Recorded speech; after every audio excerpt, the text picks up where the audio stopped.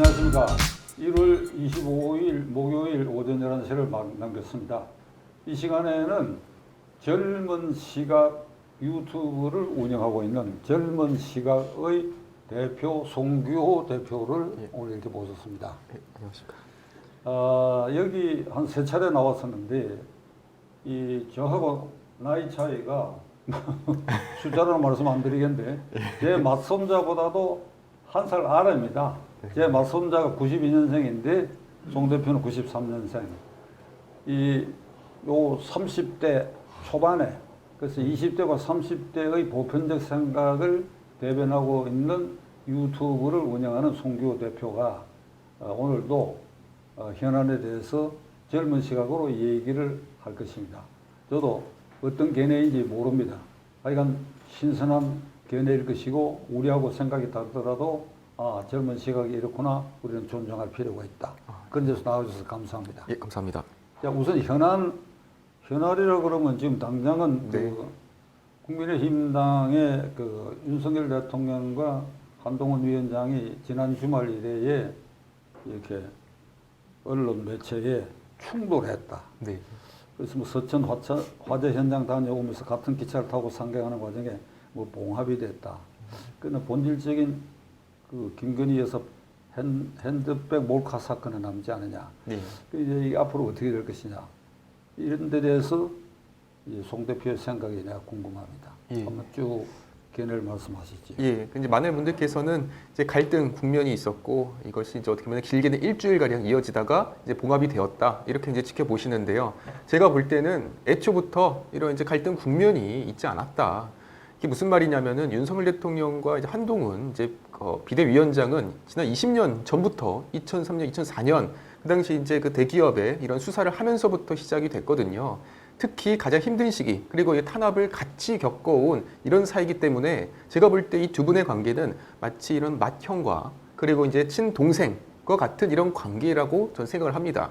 우리가 이제 가족끼리 어떻게 보면 이게 가끔씩 입장 차이에 따라서 말 다툼을 하기도 하는데요. 그런다고 해서 그 두 사람이 그 다음날 갑자기 서로 이제 가족 관계를 정리하고 따로 살기로 결정하냐? 그게 아니라 그건 그 다음날 같이 한솥밥을 먹지 않습니까? 그런 의미처럼 윤석열 대통령 한동훈 위원장의 관계는 어떻게 보면 민주당에서 벌어지고 있는 그런 이제 내부 분열과는 다른 아주 끈끈한 관계였다. 그런 점에서 이게 이제 언론을 통해서는 사실 갈등이 조금 부각되었지만 오히려 그런 갈등보다도 오히려 이 두 사람의 이 관계가 다시 한번 이제 재정립되는 그런 순간이었다고 보고요. 특히 이제 그 중에서 이제 가장 참 민감했던 문제가 바로 이제 김건희 여사와 관련된 이제 그 김경률 비대위원회 이 발언이 참 이제 큰 논란이 되지 않았습니까? 여기에 대해서 아마 이제 윤석열 대통령과 이제 한동훈 비대위원장의 이제 입장 차이가 보여진 것으로 이제 제가 이제 좀 바라보고 있습니다. 사실 이제 겉으로 드러난 이유는 공천 갈등이라고 하지만 제가 볼 때는 이제 김건희 여사와 관련해서 이제 어떻게 해야 될 것이냐는 건데 일단 기본적으로 어저께 이제 보도에 따르면은 윤석열 대통령이 KBS 이제 신년 이제 기자회를 통해서 이제 직접 정면 돌파를 한다 이런 식으로 이제 보도가 나왔고 여기 대해서 어떠한 경위에서 이제 김건희 여사가 이것을 받게 됐는지 그리고 이에 대한 이제 또 이제 대통령의 솔직한 심정을 우리가 한번 엿볼 수 있지 않을까 이렇게 한번 생각을 해봤습니다. 윤석열 대통령이 그러니까 공개 공식 입장 표명이 있을 것이다. 예. 그러면 거기에서 담을 내용이 어느 수위 정도가 돼야 이게 혼란을 극복할 수 있을까? 예. 이런 과제가 남지요. 예, 맞습니다. 그건 어떤 정도로 대통령이 얘기할 수 있을까? 이게 이제 우리가 추정인데. 예. 일단 첫 번째 시기를 이제 봤을 때는 아마 이제 설날 전후로 해서 아마 이제 이제 설날에는 이제 친척들이 모이지 않습니까? 이제 그 전에 이번 일을 아마 좀 정립을 할 것 같고요. 특히 이게 이제 갈등으로 시작을 했지만 이번에 오히려 역설적으로 기회가 생겼다고 합니다. 이번 일을 한 번은 짚고 가야 될 이런 상황이 왔기 때문에 어떻게 보면 이제 김건희 여사가 직접 하는 게 아니라 윤석열 대통령이 대신하여 어떻게 보면 대통령으로서 그리고 남편으로서 이번 일에 책임감을 갖고 입장 표명을 할 것 같고 과연 그 수위가 어디까지냐는 건데 이제 제가 바라는 거는 이게 이제 문장 한 문장 한 문장 그리고 단어 하나하나에 대해서 이제 좌파 언론에서는 눈에 불을 켜고선 아마 그 멘트를 유심히 볼 거예요. 그리고 만에 하나 그 문장 단어 중에서 어떠한 이제 딱 좌파 언론에 걸리는 이런 표현을 쓸 경우에는 그 표현을 부각해서 대통령이 결국 이 김건희 여사의 이런 뭐 명품백 수수에 대해서 인정했다. 그리고 이제 사과했다. 여기에 대해서 그러면은 이제 좌파 언론과 민주당이 이제 얘기를 했으니까 우리는 이제 민생으로 가자로 갈 것이냐, 아니면은 오히려 이렇게 사과를 하고 인정을 했으니까 여기에 대해서 대통령이 직접 책임져라, 이러한 방향으로 갈 것이냐. 이 두 가지를 비교해 봤을 때 저는 민주당의 이런 행보는 아마 대통령이 책임져라, 이러한 방향으로 갈 것이라고 예측을 합니다. 그런 점에서 저는 대통령이 이번 일에 대해서 어떻게 보면 이게 기본적으로 이 사과의 틀로서 볼 수 있겠지만 그 안에 세부적인 표현들은 민주당에서 함부로 그 표현을 가져다 쓰기에 좀 애매한 이런 정도의 수위까지만 인정하고 사과를 해야 되고, 오히려 윤재호 원내대표가 계속해서 집중하고 부각했던 것처럼 그 서울의 소리, 이런 몰카 취재 공작 사건이라는 거를 확실하게 국민들한테 인식을 심어 주고선, 그렇지만 그 점에 대해서 결과적으로는 이걸 이제 받게 된 이런 상황에 대해서 인정하고 또 국민들 앞에서 이런 걱정을 시켜드린 점에 대해서 사과를 드리는 이 정도까지는 이제 나와야 되지 않을까, 이렇게 한번 봅니다. 서울의 소리가 면밀하게 공작해서 평양을 들락거리던 최모 목사를 네. 시켜가지고 예. 하소연을 시켜가지고 그 뭐 선물인가를 주고 이것을 이렇게 전하는데 여기 손목시계형 몰카 카메라를 예. 이렇게 채워주고 작동법을 가르치고 이래가 전하는 그 장면이 이제 비춰졌는데, 이걸 최모 목사가 어떤 종편에 그 무렵에 나와가지고 이건 발단됐을 때 네.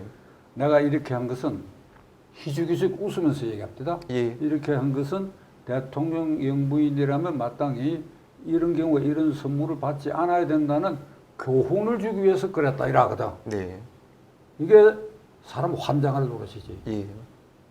나는 그렇게 생각해. 내가 천주교 신자인데 나자렛 예수나 석가모니도 이런 식으로 하면 이게 함정에 빠질 수가 있다. 이게 아주 나쁜 놈들이야. 네. 나쁜 사람들이야. 나쁜 XX들인데 네. 지금 김건희 여사에 대해서 이 수수행위가 법에 아무것도 걸릴 게 없어요. 그럼요. 예. 사법처리 대상 아무것도 없어. 김영란 법이고 뭐고 뭐. 그 오늘 아침 뉴스에 뭐 이재명에게는 뭐 아주 뭐 희색이 만면한 표정으로 뇌물 받았으면 조사를 해야지. 뇌물 아니에요. 뇌물 받은 일 없어요. 이거는 사법처리 대상이 전혀 안 돼. 공무원도 아니고. 다만 남는 거는 이제 이 시각을 어떻게 보냐. 대통령 부인으로서 내가 보기에는 이게 실수라고 보는데. 네. 그러니까 이걸 대통령이나 또는 김 여사가 우선 경위를 자세히 설명을 하고 그 과정에서 글쎄 나 같으면 이거 실수였다. 네. 아주 참 국민 여러분들이 우려하는 눈물겨운 실수다. 뭐 이게 결국은 사과 아니겠어요? 네, 맞습니다. 예. 자, 이번 이 파동으로 오늘 아침 현재 이 분위기를 보면 한동훈 위원장 지지율이 올라갔다고 보는데 그런 측면이 있습니까? 예, 이게 결국에는 어떻게 보면 대통령에게 실려 있던 힘이 이제 한동훈 위원장한테 이게 조금씩 자연스럽게 이동을 하는 것 같고요. 그리고 이전까지 그 이전의 당대표 이준석, 김기현 당대표 때까지는 이제 어떻게 보면 윤석열 대통령이 신뢰를 철회 거둬들였을 때 어떻게 보면 이제 내려놓지 않았습니까? 그런데 한동훈 위원장의 경우에는 오히려 이제 친윤 의원들의 목소리가 받아들여지지 못하고, 그리고 이제 한동훈 위원장이 누가 뭐라 해도 공천권을 쥐고 있기 때문에 이제는 그 어떻게 보면 친윤의 이런 힘이 한동훈 위원장한테 실렸다. 그런 점에서 이번 뭐 이런 분석을 해보면 한동훈 위원장이 뭐 판정승이라고도 볼 수 있겠지만, 저는 여기에 대해서도 한 가지 추가적으로 말씀드리고 싶은 것은 결국에 한동훈 비대위원장이라는 이 자리에 오를 수 있었던 그 배경에는 당연히 그 처음에 누구나 어떻게 예상치 못했던 윤석열 정부가 처음 들어설 때 법무부 장관을 윤석열 대통령이 시켜줬기 때문에 법무부 장관으로서 본인의 이런 어떻게 보면 이런 지지율을 끌어올릴 수 있었던 것이고, 그리고 또 김기현 대표가 이제 물러나고 나서 비대위원장 자리도 윤석열 대통령의 이 뜻이 반영이 됐기 때문에 비대위원장이 되지 않았습니까? 그런 점에서 저는 이번에 한동훈 위원장이 뭐 판정승이라고는 하지만 결국 그 자리에 설 수 있었던 그 배경에는 윤석열 대통령이 있었고 그 신뢰가 있었기 때문에 어떻게 보면 한동훈 위원장이 설 수 있었다는 거를 아마 이제 본인도 다시 한번 느낄 수 있는 자리라고 보고, 다만 이제 중요한 것은 이 김경률 비대위원에 관련해서는 아직까지도 이 대통령실과 한동훈 위원장이 지금까지 입장이 좀 좁혀지지 못한 것 같아요. 여기에 대해서 좀 더 많은 고민이 필요할 것이라고 봅니다. 김경률 회계사는 간단히 말하면 지난 대통령 선거 때에 제야에서 아주 절대적인 공로를 세운 사람이에요. 네, 그러니까 조국의 흑석이라는 책을 네. 세 사람이 공조로 편지하고 그다음에 대장동 게이트를 수치로 네. 이재명 관련을 폭로해갖고 그 공로는 윤 대통령 자신이 인정한 것 같아요. 네. 당선된 후에 초치에서 식사도 하고 그랬다고 네. 하니까. 근데 약간 조금 험한 말을 했다고 해갖고 김경률 회계사가 마포 울고에 나오는 게 무슨 사천이다, 배제해야 된다. 이건 말이 안 되는 소리라고 나는 보는데. 네. 거기. 예. 근데 그것도 물론 그 세 번 낙선한 지역협의회장이 있죠. 그러니까 뭐 네, 있죠. 경선할 거예요. 예. 근데 누구 눈에도 이건 김경률이 될 수밖에 없잖아요. 그 정청래하고 맞붙게 될 거라고 보는데. 예. 말 그렇게 되면 어떻게 될 것 같아요? 결국 경선하면은 김경률 비대위원이 될 것 같은데요. 그런데 이제 뭐 대통령이 볼 때는 이게 이제 사실상 한동훈 위원장이 뭐 전략 공천으로서 이미 뭐 이제 후보를 결정했다는 뭐 이런 점에 대해서 이제 사천 논란으로 뭐 지켜봤다, 이렇게 이제 보도가 이제 좀 난 것 같습니다. 그런데 이게 제가 이제 걱정하는 게 뭐냐면은 이 김경률 비대위원이 이제 말씀하신 것처럼 그 이전까지는 이런 대장동 문제, 조국 문제에 대해서 열심히 이렇게 날카롭게 비판을 하면서 참으로 인정을 받아왔는데, 이게 지금 문제가 뭐냐면 이제 비대위원, 지금 이전까지는 어떻게 보면 이 시민단체, 뭐 본인 말대로 시민단체 오래 활동했다는 그 참여연대 이런 멤버로서 오래 활동을 했을 때와, 그리고 이제 비대위원이라는 우파 진영의 이런 국민의힘의 최고위원 자리에 올라왔을 때의 김경률과 이전 참여연대 김경률은 이제 달라져야 된다고 보는데, 제가 볼 때는 이게 어떻게 보면은 그 이전 시민단체의 모습이 그대로 이어진 것 같아서 그게 이제 전 첫 번째 문제라고 보고, 두 번째는 그 이전까지는 아주 신랄하게 민주당이 비판을 하다가 비대위원이 되는 순간부터는 이제는 그 비판의 대상이 민주당에 대해서는 향하지 않고 어떻게 보면 이제 김건희 여사 쪽에다가 계속해서 비판을 해오지 않았습니까? 그런 점에 대해서 많은 이제 우파 진영의 이런 지지자분들이 볼 때는 저 김경률 비대위원이라는 사람이 일단 기본적으로 한동훈 위원장이 비대위원으로 일단은 뽑았으니까 지지는 하려고 했는데, 과연 저 사람이 정말로 우리가 갖는 그 시각에 이런 진영에 좀 부합하는 사람이냐라는 이제 의구심을 계속해서 이제 갖게 한 것 같아요.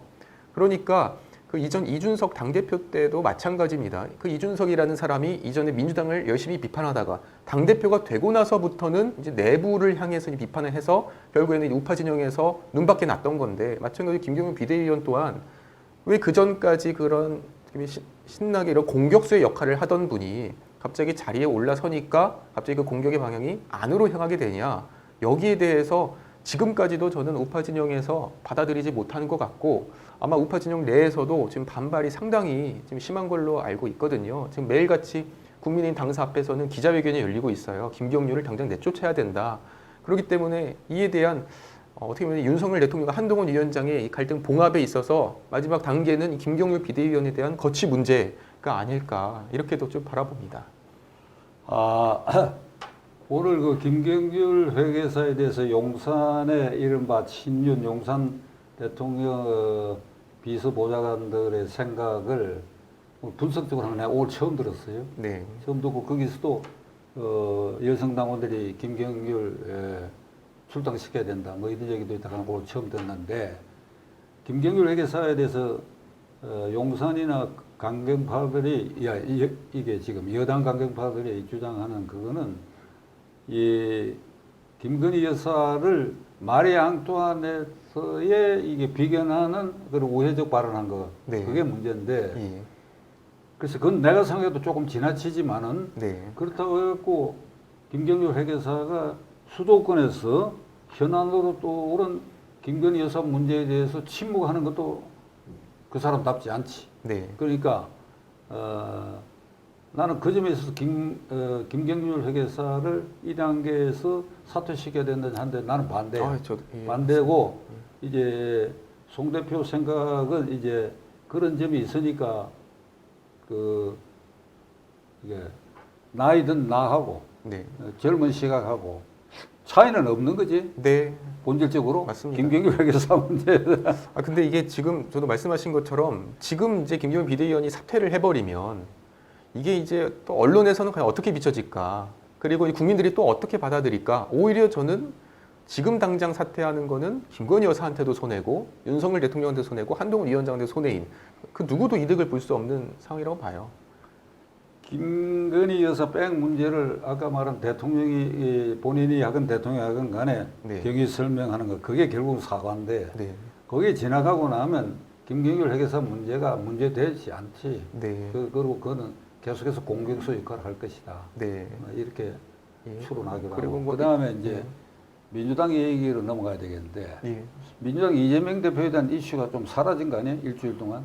한때는 뭐 민주당에서의 목소리가 이게 상당히 언론의 주목을 받았고 그리고 뭐 이준석 신당, 이낙연 신당이 이제 언론의 주목을 받았는데 지금은 모든 이슈를 이제 국민의힘과 윤석열 대통령이 이제 다 흡수를 한 것 같아요. 이게 단점이 될 수도 있지만 저는 오히려 이런 것이 장점이 될 수 있고 국민들의 관심은 결국 정부와 여당의 이런 관계에 대해서 집중을 하고 있다. 내년 총선에서도 결국에 이 점이 이제 가장 중요하게 국민들의 이제 관심을 받고 있는 걸로서 긍정적으로 해석할 여지가 있다고 봅니다. 특히 이제 그 이재명 대표의 경우에는 지금 최근에 이 대장동 재판이 거의 3주 가까이 이제 연기가 돼서 열렸는데 이제 출석하자마자 몸이 아프다고 이제 내려왔다는 거 아니에요. 그리고 선거법 재판의 경우에는 판사가 바뀌는 바람에 그것 또한 이제 몇 달씩 연기가 되었고 결국에 이재명이라는 사람은 본인의 이 개인 사법 리스크 해소하기도 지금 이제 바쁜 사람이에요. 민주당에서 5대 뭐 범죄를 이제 규정을 했는데 거기에서 보시면은 직장 갑질, 뭐 음주 운전, 뭐 성범죄 그리고 뭐 막말 뭐 이런 내용들이 이제 포함이 되지 않았습니까? 그런 점을 발표를 하는 그 민주당 정확하게 그 이재명을 이제 지칭하는 걸로 보여지는 그런 이제 5대 범죄를 발표를 하면서 본인들은 자꾸 이제 개혁한다, 혁신한다라고 하지만 지금 뭐 언론에서는 지금 민주당의 혁신, 개혁 관심이 없어졌다는 겁니다. 결국 모든 이슈의 이 중심은 지금 누가 뭐라 하더라도 한동훈 위원장이 갖고 있고 그 한동훈 위원장이 이번 이제 어떻게 보면 이 김건희 여사와 관련된 문제를 어떻게 극복하고 그리고 윤석열 대통령과의 관계를 어떻게 다시 정립하는지 여기에 따라서 이제 총선의 결과가 달라져 있다. 그러니까 이재명 대표는 총선의 이 결과를 영향을 미칠 수 있는 지금 그러한 요인이 안 된, 그야말로 이게 정책에서 배제가 된 저는 이런 상황이라고도 생각을 해봅니다. 그 민주당의 5대 공천 배제 조건 중에 음주운전도 들어가요? 예. 그 이재명 대표가 전과가 4번이 있는데 그 중에 하나가 음주운전인데 예, 근데 그 중에서 뭐 몇십 년 전의 일은 이런 또 빼고. 그런 식으로 해서 다 이재명 대표만 해당 안 되게끔 이걸 조항을 다 세팅을 해놓은 거더라고요. 그리고 비위 사건도 대법원 확정 판결이 나지 않은 경우는 괜찮다 이렇게 또 돼. 예, 그러니까 대법원 확정 판결, 무죄 추정의 최종 확정, 대법원의 판결 나기 전에 일들은 그게 공천 배제 조건이 안 된다. 그러니까 네. 1심 실형 선고를 받던 울산시 부정선거 사건에 황운하도 괜찮고 예. 뇌물죄로 기소된 이 노웅래도 괜찮고 네. 그 외에 지금 뭐 송영길, 기동민 뭐 여러 예. 명 많아요. 이건 다 괜찮다 이거지. 예. 그러니까. 근데 이게 또 국민이 그 용납할 수 있나 아니, 이게? 심지어 또 고민정 의원은 이전에 한동훈 그 장관 시절에 한동훈 장관한테 음. 대법원 판결이 중요하냐, 뭐가 중요하냐라고 좀 되묻지 않았습니까? 아마 대법원 판결이 유죄가 났어도 그분들은 아마 이게 뭐가 중요하냐 하면서 또 뻔뻔하게 나올 분들입니다. 그 뭐 외국예를 들 필요 없이 이게 말이 안 되는데 가령 미국이나 일본 같으면 전과 사범 그것만 갖고도 이게 공직에 나갈 수 없어요. 예. 그러니까 오늘 이렇게 두 가지 중요 현안에 대해서 젊은 시각의 얘기를 들었는데 오늘 세 번째로 네. 한국 정치가 4월 10일 선거를 통해 가지고 어떤 좀 결정적 변화가 올 것 같아. 예감이 어때요? 예. 참 이번 총선 결과에 따라서 아마 이제 극과 극의 이제 결과로 이제 달라질 것 같습니다. 만약에 이제 국민의힘이 승리를 한다면 이제는 윤석열 대통령의 경우에는 남은 이제 2, 3년 동안 이제 본인이 이제 공약으로 내세웠던 3대 개혁에 대한 이제 드라이브가 이제 걸릴 수 있겠고 그러면 이전에 이제 박근혜 대통령, 이명박 대통령도 시도하다가 실패한 그런 이제 3대 개혁에 대해서 확실하게 이제 추진을 하고 그 다음에 이게 5년 만에 정권이 끝나는 게 아니라 그 다음 어떻게 보면 정권까지도 가져와서 이제 10년짜리 이제 계획을 세우는 그러한 순간이 올 거라고 보여지고요. 만에 하나 이번에 이제 민주당이 총선에서 이길 경우에는 3대 개혁은커녕 제가 볼 때는 아마 윤석열 대통령에 대한 탄핵 추진이 또 한 번 이루어지지 않을까 싶습니다. 그런 점에 대해서 이번 총선이 정말로 중요하고 우리 국민들이 진정으로서 어느 정당이 그리고 어느 이런 정치인이 정말로 대한민국의 국익을 위해서 일하고 있는지 이것을 이제 초점을 두고선 우리가 선거를 치러야 되는 겁니다. 네. 젊은 시각 송 대표 얘기를 제가 아주 귀담아 듣고 아주 신선한 감각을 느꼈습니다. 오늘 이렇게 출연해서 대단히 감사드립니다. 예, 감사합니다. 감사합니다.